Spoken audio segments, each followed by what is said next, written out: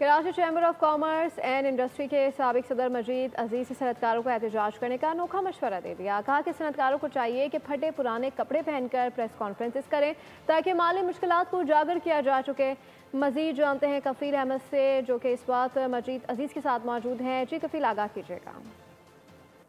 देखिए, इस वक्त मैं मौजूद हूँ KCCI के साबिक सदर मजीद अजीज़ साहब के साथ। उनके सोशल मीडिया पे व्हाट्सएप ग्रुप्स के अंदर एक स्टेटमेंट है या बयान कहें, एक मज़ा का खेज। उन्होंने कहा है कि जो इस वक्त FBR है और यूटिलिटी इदारे की इलेक्ट्रिक है, उनकी प्रेस कॉन्फ्रेंस के दौरान जो है वो फटे पुराने कपड़े पहन कर आए जाए। मजीद साहब, इससे मुताल्लिक क्या कहना चाहेंगे? इसकी नौबत क्यों आई है? देखिए, मैंने एक्चुअली ये किया था कि हम आते हैं, सूट बूट पहन के आते हैं, हम बातें करते हैं और सूट बूट पहन के चाय पी के निकल जाते हैं। देखिए, हालात इस मामले में जो नए नए कवानीन और बनते हैं उसकी वजह से बहुत प्रॉब्लम्स आते हैं।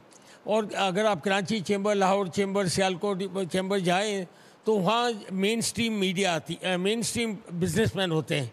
उनको इतने प्रॉब्लम्स है कि हम थक जाते हैं या इनकी बातें कर ऊपर पहुँचाने में।